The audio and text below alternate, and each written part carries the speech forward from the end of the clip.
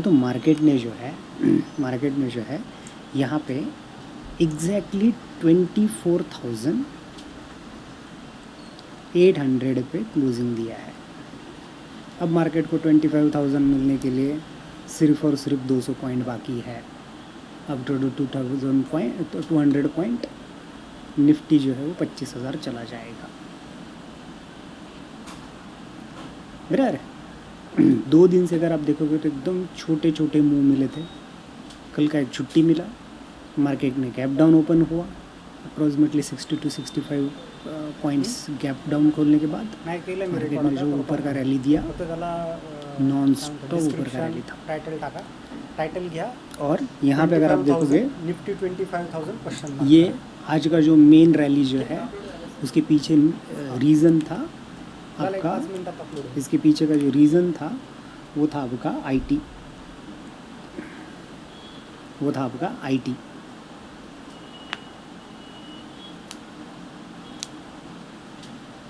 इस आईटी की वजह से आज जो है मार्केट में यहाँ पे बड़ा सा मूव देखने के लिए मिला है।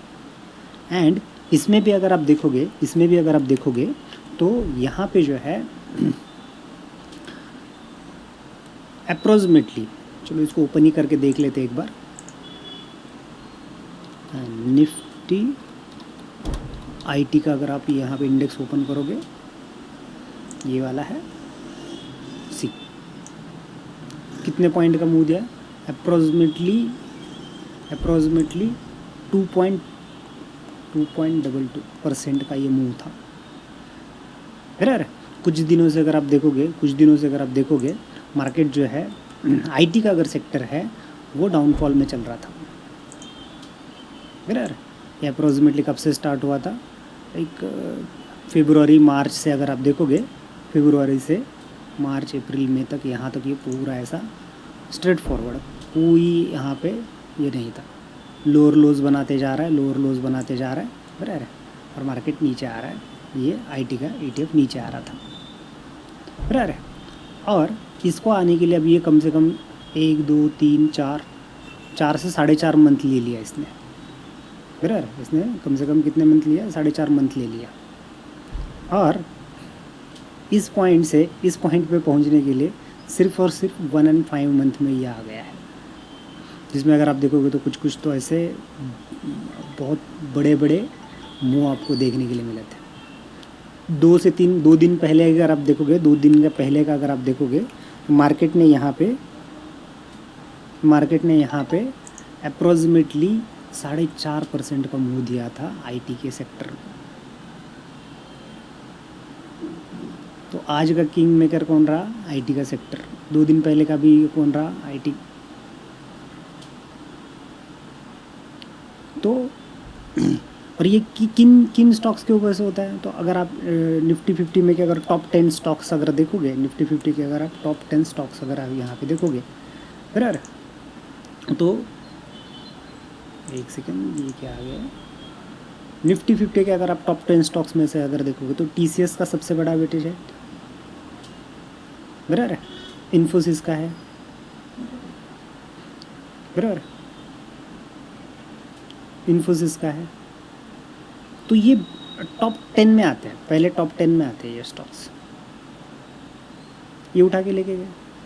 अब ये जो 200 पॉइंट की मैं बात कर रहा हूँ, 25 को मार्केट पहुँचने के लिए, निफ्टी को 25,000 पहुँचने के लिए 200 पॉइंट जो बाकी है, एक दिन HDFC चल जाए और एक दिन रिलायंस चल जाए, 2 दिन में 100 पॉइंट भी निकल गया तो ये 25 पे पहुँच जाएगा। कल भी पहुँच सकता है, परसों भी पहुँच सकता है, बराबर, 2 दिन में भी मार्केट जा सकता है। ये क्या है, बड़े वेटेज वाले स्टॉक्स हैं, एक इधर चल गया तो भी चलेगा। इसलिए ETF में अगर इन्वेस्टमेंट करते हो, वो भी डाइवर्सिफिकेशन ऑफ ETF में अगर इन्वेस्टमेंट करते हो तो it will be very beneficial. अगर आप यहाँ पे देखोगे तो अपनी यूट्यूब पे भी देखा, वॉरेन बफे इन्होंने, बराबर, 2005 या 2007 में एक बड़े हेज फंड के साथ बेट लगाया था कि 10 साल का हम बेट लगाएंगे, 10 साल तक इन्वेस्ट करेंगे, और वो कुछ नहीं करेंगे, वो एक इंडेक्स फंड में पैसे लगाएंगे एंड 10 ईयर्स तक उसका वेट करेंगे जिसके पैसे ज़्यादा होंगे वो 1 मिलियन का चेक दे देगा। ऐसा वॉरेन बफे उन्होंने एक बड़े हेज फंड के साथ बेट लगाई थी, जो कि बड़ा सा। अभी हेज फंड करते क्या है, हेज फंड जो है आपका स्टॉक्स में इन्वेस्ट करते हैं, बराबर। उसके बाद ये आपका स्टॉक्स में इन्वेस्ट करते हैं, उसके बाद आपका ये इन्वेस्टमेंट करते हैं, आपका एफ में इन्वेस्टमेंट करते हैं, बराबर। म्यूचुअल फंड में करेंगे तो डाइवर्सिफिकेशन ये भी करते हैं, बट ये क्या करेंगे, बहुत एक्टिवली ये क्या करेंगे, इन्वेस्टमेंट करेंगे और रिस्क ज़्यादा लेंगे। एफ वगैरह में जाकर रिस्क क्या करेंगे, ज़्यादा करेंगे। इन्होंने कुछ ना दिमाग नहीं लगाया, कुछ नहीं, 10 साल तक चलते रहे। रिज़ल्ट क्या हुआ, 10 साल के बाद इनका आया 15% रिटर्न और इनका आया 60% का रिटर्न, ओवरऑल रिटर्न। इस हेज फंड ने चुपचाप 1 मिलियन का चेक काट के दे दिया वॉरेन बफे को।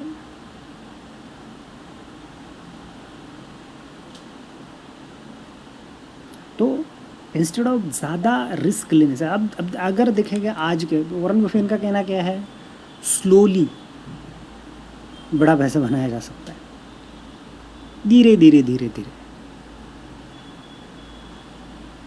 एक कहानी भी है ऐसे ही एक, कि लेट से किसी डॉक्टर साहब ने बताई थी कि लेट से अगर आपको बफेलो का एक बच्चा उठाना है, बराबर, तो आप इजीली उठा सकते हो। अगर मेरे को बफेलो उठाना है तो उठा सकते हैं क्या हम डायरेक्टली, मैंने 1500 पाउंड का बफेलो उठाना है मेरे को, नहीं उठा सकते, you can not do this. But वो बफेलो का आज पैदा हुआ बच्चा है, बराबर, 8-10 किलो का रहेगा, उठाओ, आज उठाओ, 1 दिन में उठाओ, 2 दिन में उठाओ, 3 दिन में उठाओ, 4 दिन में उठाओ, 5 दिन में उठाओ, डेली करते रहो 300 डेज, डेली कर दो 300 डेज। डेली उसका वज़न बढ़ते जाएगा, आपका उठाने का भी स्टैमिना बढ़ते जाएगा, डेली उठाते जाओ। 300 दिन के बाद वो वैक्स भैंसा बन जाएगा और आप इजीली इसको उठा पाओगे। वैसे आप यहाँ पे भी अप्लाई करोगे ना, आज क्या करो, 10 रुपये कमाओ, कल क्या करो, 12 रुपये, 13 रुपये, 15 रुपये, 20 रुपये, 25 रुपये, धीरे धीरे। नहीं मेरे को आज ही मेरे के 10,000 रुपये लगा है, मेरे को 20,000 चाहिए, नहीं भाई, नहीं हो सकता ऐसा। ये 10,000 भी ज़ीरो हो जाएंगे, बस ख़त्म। 10,000 भी क्या हो जाएंगे, ज़ीरो हो जाएंगे।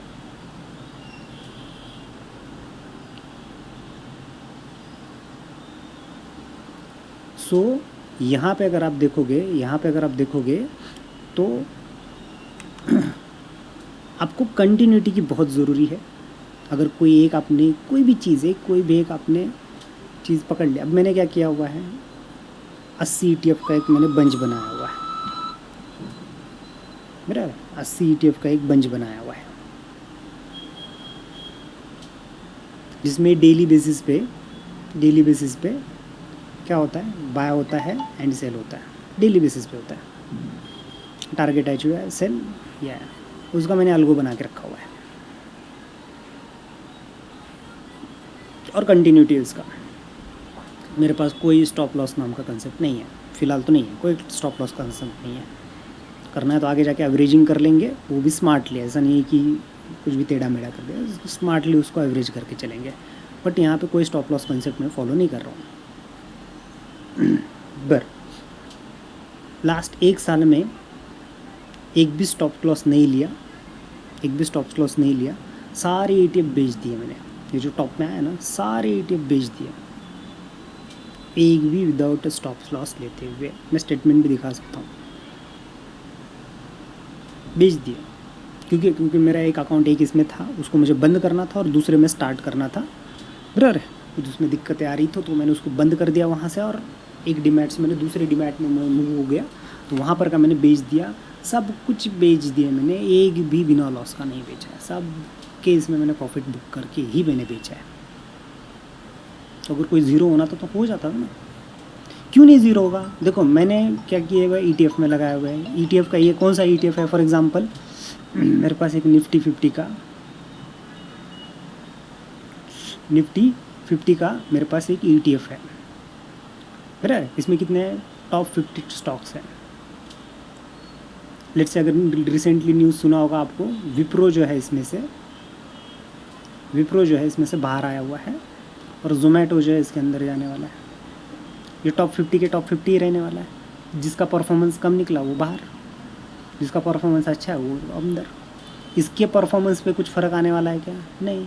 तो ये कब ज़ीरो होएगा क्या? नहीं, चलने दो। हाँ, ऊपर नीचे तक चलते रहेगी ये चीज़ें। नीचे आया बेच दिया, ऊपर आया खरीद लिया, क्या फ़ायदा है? पेशेंस और स्टडी अगर आप कंटिन्यूस रखोगे तो इसमें आपको डेफिनेटली रिजल्ट मिलेगा, रिजल्ट आएगा। 1 महीने 1.5 महीने में आएगा, या फिर ऐसे 4 साढ़े 4 महीने भी लग सकते हैं।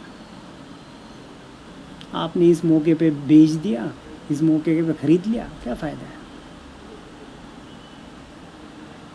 परफेक्ट टाइमिंग आपको पकड़ना पड़ेगा। वेट एंड वॉच का ये सिनेरियो पकड़ना पड़ेगा। एक दिन में नहीं बनेगा, थोड़ा करके जाओगे तो ही बनेगा।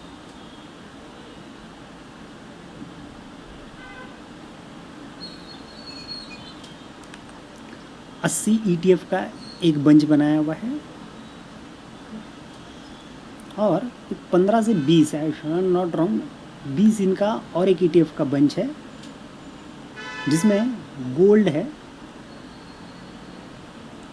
है एंड सिल्वर है। जिसमें गोल्ड एंड सिल्वर की ETF है। इनमें आपके कॉमन ETF है जिनमें लिक्विडिटी अच्छा है, वैसे जिनकी लिक्विडिटी अच्छी है उसमें के 80 ETF लिए हुआ है। ये इनमें डेली बेचना है, डेली खरीदो डेली बेचो। एवरेज अब तक का जो है 3% मंथली प्रॉफिट से चल रहा है।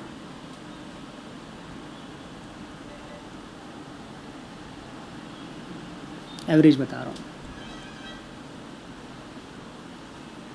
सो अगर आप ऐसे अगर मार्केट का व्यू आपका खुद का बनाओगे तो it will be very easy to get the money from the market.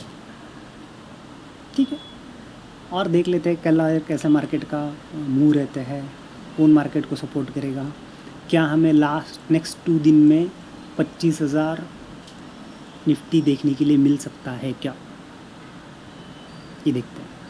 Thanks guys, thanks for your time, have a nice day, bye.